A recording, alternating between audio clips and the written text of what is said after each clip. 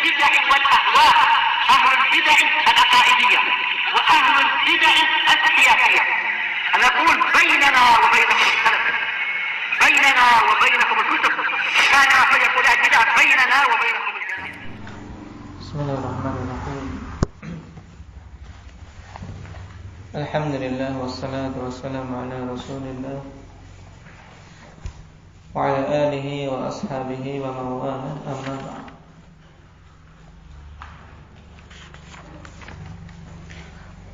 Termasuk pada nama berikutnya yaitu Al-Hamid. Dari Al-Quran, qala Allah Ta'ala wa'lamu anna Allah ghaniyyun hamid. Misalnya dikatakan, ketahuilah bahwasanya Allah itu Al-Ghani dan Al-Hamid. Apa makna Al-Hamid nanti akan disebutkan. Adapun dalil dari As-Sunnah, hadis Ka'ab bin Ujrah radhiyallahu anhu fi Sahihain fi ta'lim as-salat al-ibrahimiyyah. Hadis Ka'ab bin Ujrah dalam Sahihain tentang pengajaran salawat Ibrahimiyah. Dan ini sirah atau konteks salawat yang paling utama, karena Nabi sallallahu alaihi wasallam sendiri yang mengajarkannya. Wa fihi Allahumma barik ala Muhammad wa ala ali Muhammad kama barakta ala Ibrahim wa ala ali Ibrahim innaka Hamidum Majid. Sesungguhnya engkau adalah Al-Hamid. Hadits muttafaqun alaih. Wa jaa'a 'inda an-Nasa'i min hadits Musa ibn Talhah an Abi wa sahahahu al-Wadi'i rahimahullahu ta'ala fi Jami'i.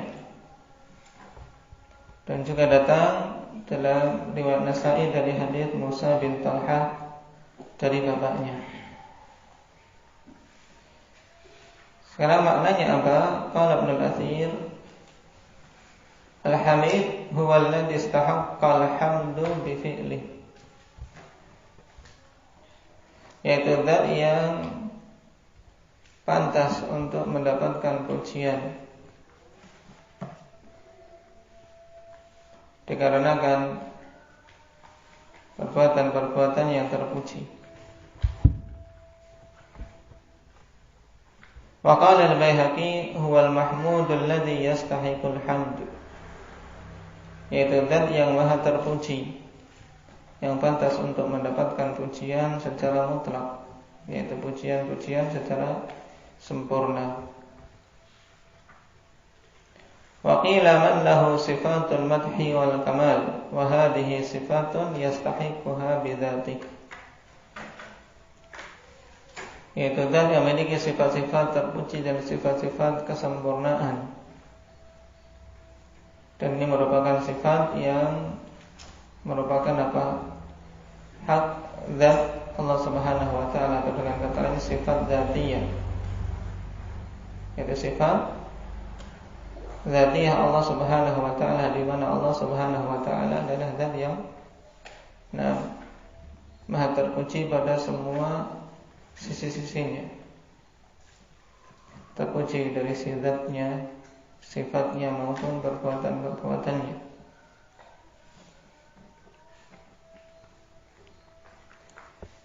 Jadi Al-Hamid secara ringkas adalah zat yang maha terpuji.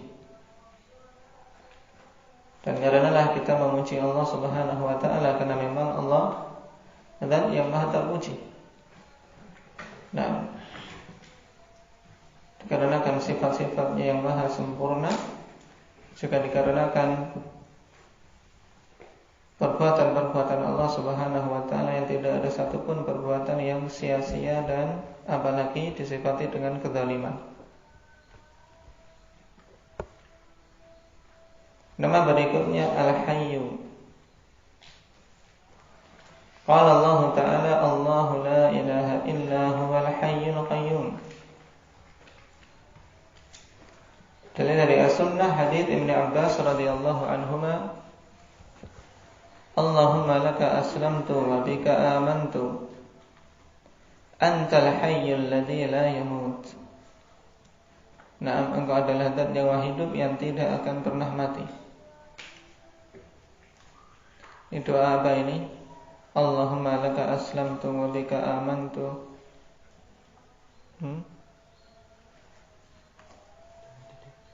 Doa ketika hendak tidur.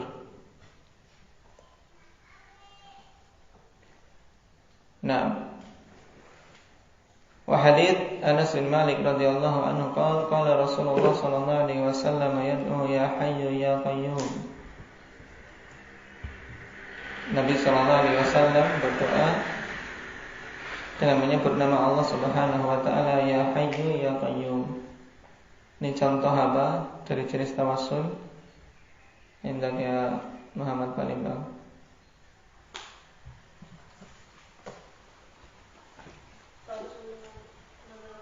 Tawassul dengan nama-nama Allah Subhanahu wa taala. Nah, qala Syekhuna Al-Wadi'i rahimahullah, hadza haditsun sahih. Wa qala jalla 'inda Tabrani fi du'a. Bahkan sebagian ulama akan menyebutkan bahwasanya Al-Hayyu Al-Qayyum itulah apa? Ismullahil A'zam, itu nama Allah Subhanahu wa taala yang paling agung. Namun yang rajih, al-ismul a'zam adalah lafzul jalalah. Wa haditsu Abi Umamah Al-Bahili radhiyallahu anhu annahu qala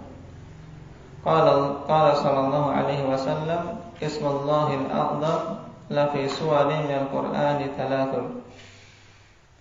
Nama Allah Subhanahu wa taala yang paling agung, sungguh ada pada surat-surat di dalam Al-Quran yang 3, Al-Baqarah wa Ali Imran wa Taha. Faqala Abu Hafsin Amr ibn Abi Salamah, fanadartu ana fi hadhihi suwar fara'aitu fiha syai'an laysa fi syai'in Al-Quran. Maka aku melihat pada ketiga surat tersebut, kemudian aku melihat sesuatu yang tidak ada pada surat-surat yang lain dari Al-Quran. Mithlu ayatul kursi, seperti pada ayat kursi di surat apa? Ayat kursi di surat apa?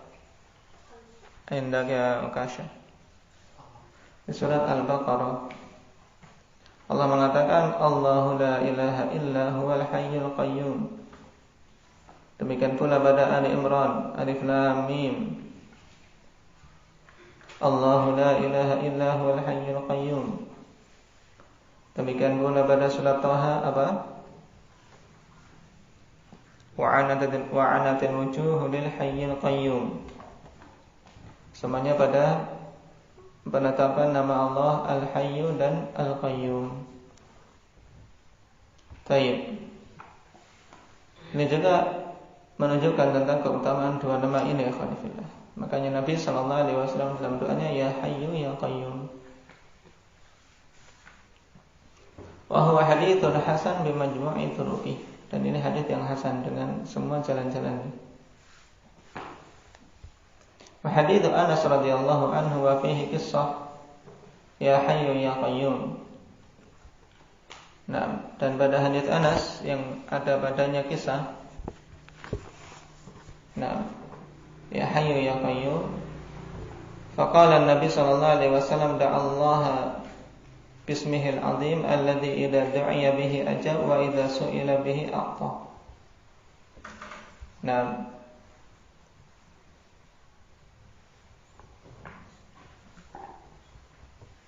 Allahumma inni as'aluka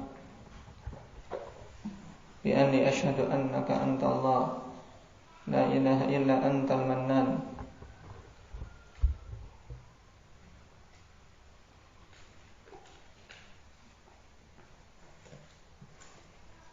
Kemudian Al-Hayyu Al-Qayyum.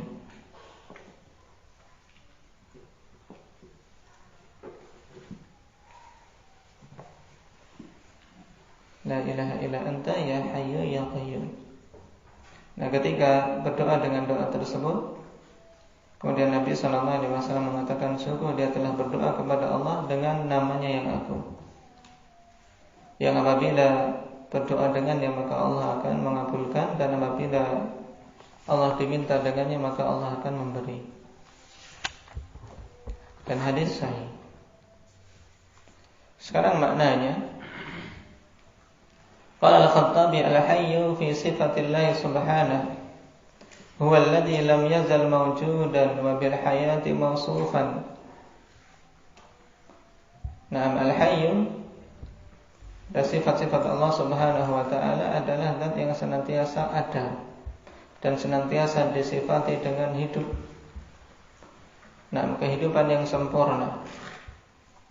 Lam tahduts lahul hayatu ba'da mautin. Naam, tidaklah kemunculan hidup bagi Allah Subhanahu wa taala itu setelah kematian. Tapi apa? Kehidupan yang tidak berpemulaan, kehidupan yang tidak diawali dengan ketiadaan. Demikian pula wala ya'taridul maut, dan tidak menimpa Allah Subhanahu wa taala kematian ba'dal hayah, setelah hidupnya. Wasairul ahya'i ya'tarihimul maut, dan semua makhluk yang hidup itu akan tertimpa kematian. Adapun Allah Subhanahu wa taala Al-Khaliq, dan yang Maha Pencipta, Dia adalah Al-Hayyu, dan yang Maha Hidup dengan kehidupan yang sempurna, hidup yang tidak diawali dengan ketiadaan dan tidak diakhiri dengan kematian. Makanya Rasul sallallahu alaihi wasallam katakan, antal hayyul ladzi la yamut. Kau adalah zat yang maha hidup yang tidak akan mati. Dan zat yang seperti ini tentunya dialah yang pantas untuk diserahi peribadatan. Sedangkan yang lainnya yang mengalami kematian tidak pantas.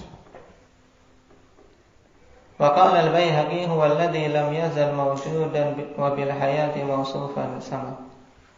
Fal hayatu lahu sifatun qa'imatun bidzati. Ini telah disebutkan di depan. Wa qala al-Harras al-mawsufu bil hayatil kamilatil abadiyah. Al-Harras mengatakan al-hayy adalah zat yang disifati dengan kehidupan yang sempurna dan abadi.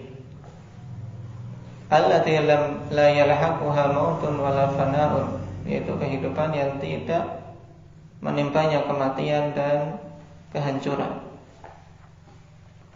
Yaitu kehidupan yang abadi. Li'annaha dzatiyatun lahu subhanahu, dikarenakan sifat hidup ini adalah sifat dzatiyah bagi Allah Subhanahu wa taala, tidak akan mungkin terpisah dari Allah. Kemudian ada waktu di mana Allah tidak disifati dengan sifat hidup, ini tidak akan mungkin.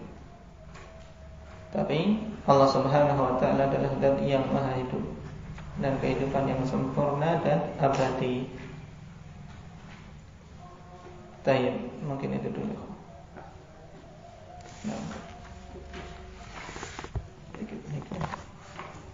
Naktahi bihadza subhanallah.